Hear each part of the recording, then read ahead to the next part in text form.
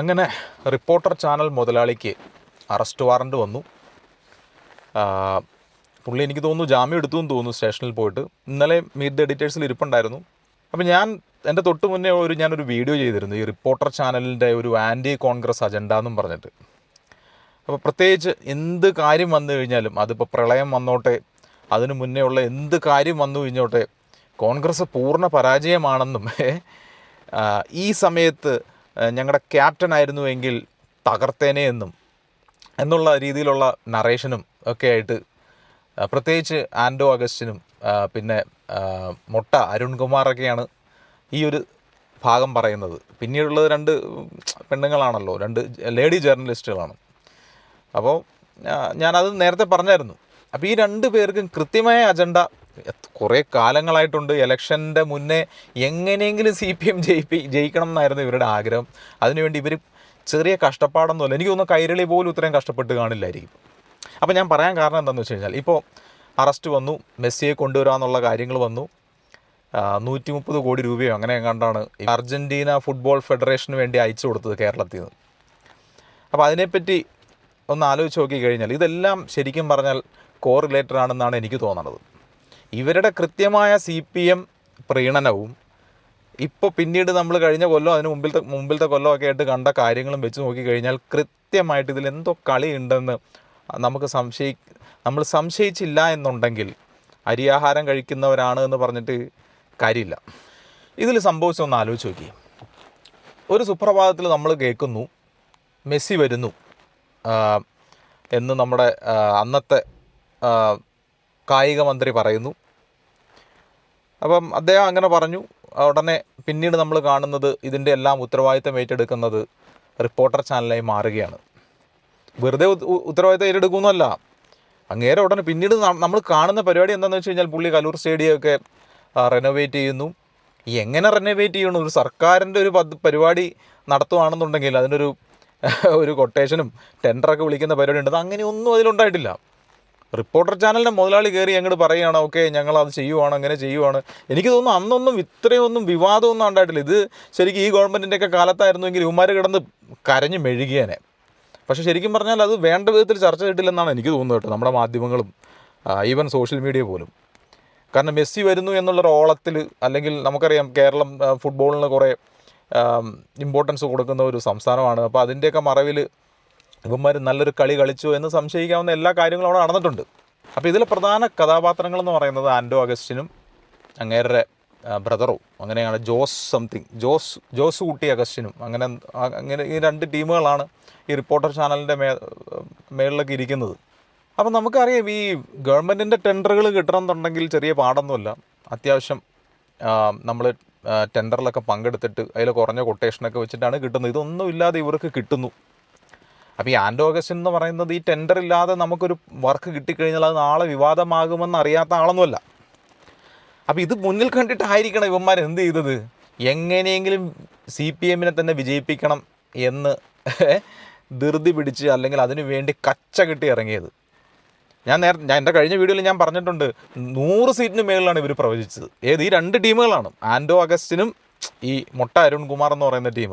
അപ്പുറത്ത് ലേഡി ജേർണലിസ്റ്റുകളൊന്നും ആ രീതിയിൽ കോൺഫിഡൻറ്റിലൂടെ പറയാനൊന്നും തയ്യാറായില്ല. കാരണം ഞാൻ പറഞ്ഞല്ലോ, അവരെ എപ്പോഴും അടിച്ചിരുത്തുക എന്നുള്ളത് ഇവരുടെ ഒരു സ്ഥിരം ശൈലിയാണ്. അപ്പം ഞാൻ പറഞ്ഞു വന്ന പോയിൻ്റ് എന്താണെന്ന് വെച്ച് കഴിഞ്ഞാൽ, എന്തിനായിരിക്കും ഇവർ CPM ഗവൺമെൻറ്റിനെ വിജയിപ്പിക്കണം എന്ന് പറയാൻ കാരണം, നമുക്കതിലേക്കൊന്ന് നോക്കാം. അതായത് ഇവന്മാർക്ക് ടെൻഡറൊന്നും ഇല്ലാതെ ഈ സ്റ്റേഡിയത്തിൻ്റെ നവീകരണ പ്രവർത്തനം കിട്ടുന്നു. അപ്പോൾ ടെൻഡർ ഇല്ലാതെ കിട്ടിയതാണെന്ന് അറിയുമ്പോൾ തന്നെ റിപ്പോർട്ടർ ചാനലിൻ്റെ മുതലാളിക്ക് അറിയാം, ഇതിൽ നാളെ ഒരു ഗവൺമെൻറ് വന്നു കഴിഞ്ഞാൽ പണി പാളുമെന്ന് അറിയാം അങ്ങേർക്ക്. പക്ഷേ ഇതൊക്കെ അറിഞ്ഞിട്ടും പുള്ളി എന്ത് ചെയ്തു? മെസ്സിയെ കൊണ്ടുവരുമെന്ന് മൊത്തം കൊട്ടിഘോഷിച്ചു. പുള്ളി തന്നെ പല പത്രസമ്മേളനത്തിലും മെസ്സി വരും കേട്ടോ, മെസ്സി ഇവിടെ വന്നില്ലെങ്കിൽ വേറെ എവിടെയും കളിക്കൂല എന്നുള്ള രീതിയിലുള്ള ഡയലോഗൊക്കെ പറഞ്ഞ്, ഇയാൾ ആരാണ് ഇതൊക്കെ പറയാൻ?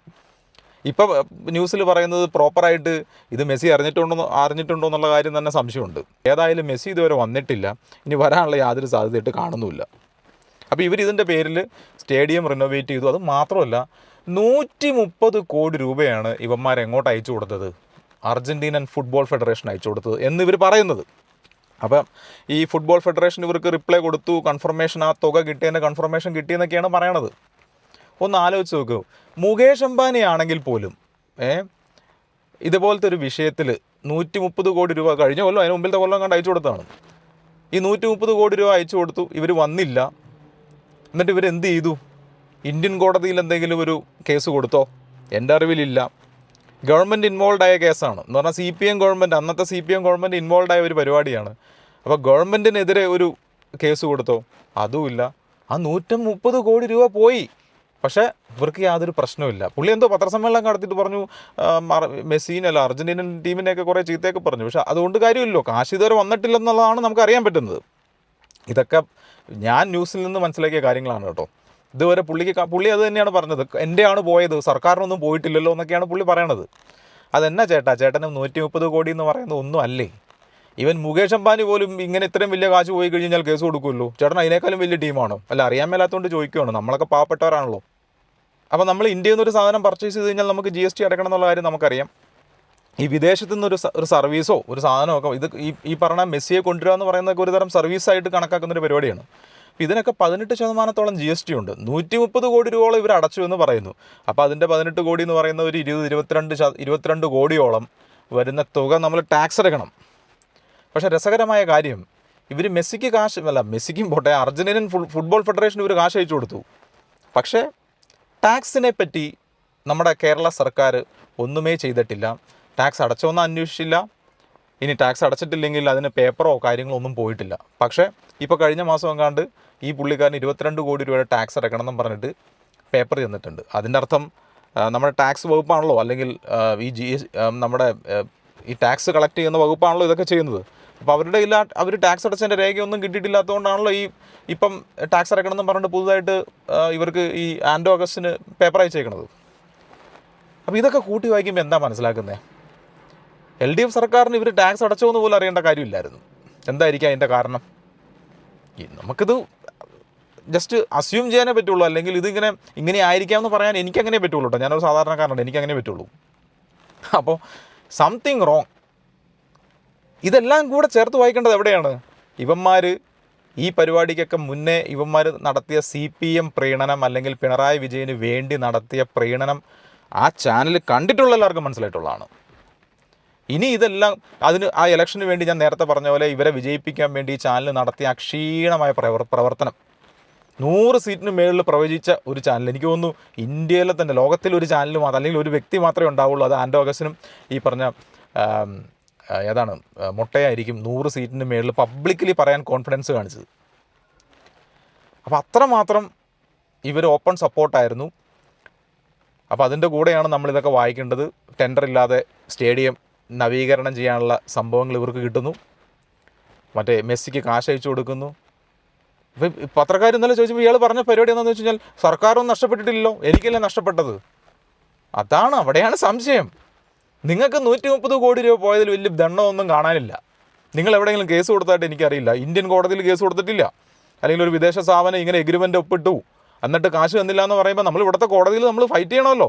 അപ്പോഴാണല്ലോ ഗവൺമെൻറ് നയതന്ത്രപരമായിട്ടും കേന്ദ്ര ഗവൺമെൻറ്റിനെയൊക്കെ ഉൾപ്പെടുത്തിക്കൊണ്ട് ഈ കാശ് തിരിച്ചു വാങ്ങിക്കാനുള്ള പരിപാടി നടത്തുന്നത്. നിങ്ങൾ അങ്ങനെ ഒന്നും ചെയ്തതായിട്ട് ഇതുവരെ അറിവില്ല. ഇനി ഞാൻ പറഞ്ഞ തെറ്റാണെങ്കിൽ നിങ്ങൾക്ക് വേറെ ഇതിലും കൂടുതൽ അറിയാവുന്നവർ കമൻറ്റ് ചെയ്യാൻ കേട്ടോ. പക്ഷേ ഞാനിത് പത്രങ്ങളിൽ കൂടെയും TV-യിൽ കൂടെയും അറിഞ്ഞ കാര്യം പറയുകയാണ്. ഇവരതിന് വേണ്ടി ഒന്നും ചെയ്തിട്ടില്ല. അപ്പോൾ ഈ 150 കോടി അല്ലെങ്കിൽ 130 കോടി എന്ന് പറയുന്നത് ഒന്നുമല്ല. അപ്പോൾ അതായത് ഇത് ഇവരുടെ കാശാവാനുള്ള സാധ്യതയില്ല. ഈ കാശ് വേറെ എന്തൊക്കെയോ ആണ്. ഇപ്പം ചില ചാനലുകളൊക്കെ പറയുന്നു ഇത് പുറത്തേക്ക് ഡോളർ കടത്താനോ അല്ലെങ്കിൽ കള്ളപ്പണം വെളുപ്പിക്കുന്ന പരിപാടിയാണെന്ന് പറയുന്നവരുണ്ട്. ഐ ഡോണ്ട് നോ, എനിക്കറിയില്ലാത്തതുകൊണ്ട് നമുക്കിത് ആധികാരികമായി പറയാൻ പറ്റില്ല. പക്ഷേ ഈ ചിത്രങ്ങളെല്ലാം, ഈ പസിലെല്ലാം ഒരുമിച്ച് വെക്കാൻ നേരത്ത് ഇത് മൊത്തത്തിൽ ജഗപുകയാണെന്നുള്ള കാര്യം ഒരു സംശയം വേണ്ട. ചാനലിൻ്റെ പൊതുവായിട്ടുള്ള സ്വഭാവം നോക്കിക്കഴിഞ്ഞാൽ CPM-ന് അനുകൂലം. CPM തിരിച്ച് ഇവരോട് കാണിച്ചേക്കണം എന്താണ്? 22 കോടി രൂപ ടാക്സ് കേരളത്തിന് വേണ്ടെന്നുള്ള രീതിയിലാണ് CPM ആ ഗവൺമെൻറ് ഭരിച്ചപ്പോൾ സമയത്തുണ്ടായിരുന്നത്. ഇപ്പോഴാണ് നോട്ടീസ് ചെല്ലുന്നത്.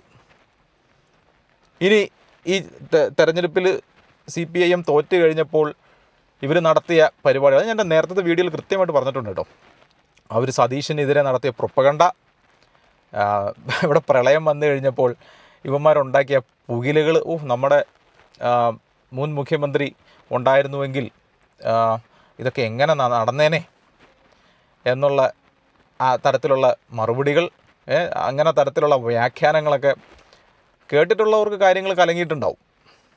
ഇനി എനിക്ക് മനസ്സിലാവാത്തൊരു കാര്യം, ഈ ആൻഡോ അഗസ്റ്റിന് കലൂർ സ്റ്റേഡിയം പോലത്തെ ഒരു സ്റ്റേഡിയം നവീകരിക്കാൻ ഉള്ള ഒരു കപ്പാസിറ്റി എന്ന് പറയുന്നത്, നമ്മൾക്ക് ഒരു സ്റ്റേഡിയം നവീകരിക്കുക എന്ന് പറയുന്നത് ആദ്യമായിട്ട് ചെയ്യേണ്ട ഒരു സംഭവമല്ല. അത് ആ മേഖലയിൽ എക്സ്പീരിയൻസ് ഉള്ള ആളുകളും, ബിക്കോസ് അതൊരു ഇൻ്റർനാഷണൽ സ്റ്റേഡിയമാണ്. അപ്പോൾ ചുമ്മാ കയറി തോന്നിയ പെയിൻറ്റുകളും കാര്യങ്ങളൊന്നും അടിക്കുമല്ലോ അവിടെ വേണ്ടേ, അവിടെ ഒരു പ്രൊഫഷണൽ ആറ്റിറ്റ്യൂഡ് വേണം. അപ്പോൾ അതിന് വേണ്ടിയിട്ടാണ് നമ്മൾ അങ്ങനെ ആ മേഖലയിൽ കഴിവ് തെളിയിച്ച കൺസ്ട്രക്ഷൻ ബിസിനസ്സുകളിൽ കഴിവ് തെളിയിച്ച ആളുകളെ കൊണ്ടുവന്നിട്ടല്ലേ നമ്മളിതൊക്കെ ചെയ്യുന്നത്. പക്ഷേ ഇവിടെ ഇതൊന്നും ഉണ്ടായിട്ടില്ല. അപ്പോൾ പ്രൊഫഷണലിസം ഒക്കെ അങ്ങോട്ട് മാറ്റി വെച്ചു, അല്ലെങ്കിൽ ആ മേഖലയിൽ എക്സ്പീരിയൻസ് ഒന്നും ആൻഡോ അഗസ്റ്റിൻ്റെ കാര്യത്തിൽ ആ സർക്കാർ നോക്കിയിട്ടില്ലെന്നുള്ള കാര്യം വ്യക്തമാണ്. അല്ലാന്നുണ്ടെങ്കിൽ കൺസ്ട്രക്ഷനിൽ, ഇതുപോലുള്ള കൺസ്ട്രക്ഷൻ ഫീൽഡുകളിൽ വർക്ക് ചെയ്യുന്ന എത്രയോ കമ്പനികളുണ്ട്. ഈ കമ്പനികളെല്ലാം വിളിച്ച് ടെൻഡർ കൊടുത്ത് അതിൽ ഏറ്റവും ലോവസ്റ്റ് ടെൻഡറും ക്രെഡിബിൾ ആയിട്ടുള്ള കമ്പനിയും നോക്കിയിട്ടാണല്ലോ സാധാരണ ടെൻഡറൊക്കെ ചെയ്യുന്നത്. ഇവിടെ അതൊന്നും നടന്നിട്ടില്ല.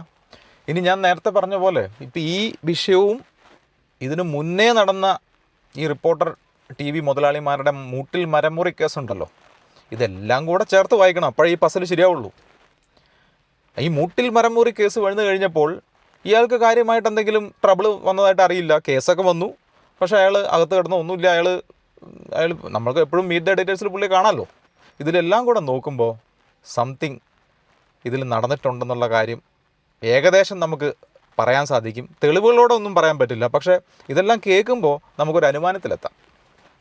അപ്പം ഞാൻ നേരത്തെ ചെയ്ത വീഡിയോ, അല്ലെങ്കിൽ ആൻറ്റി കോൺഗ്രസ് അജണ്ട എങ്ങനെ വന്നു റിപ്പോർട്ടർ എന്നുള്ളതാണ് ഇപ്പോൾ ഈ പറഞ്ഞു വന്നത്. അപ്പോൾ അത് കേട്ടവർക്ക് മനസ്സിലായി കാണുമായിരിക്കും. അപ്പോൾ ഇനി നോക്കാം, സത്യസന്ധമായ ഒരു അന്വേഷണം വരുമോ, എന്താണ് ഇതിൽ യഥാർത്ഥത്തിൽ നടന്നെന്നുള്ള കാര്യം.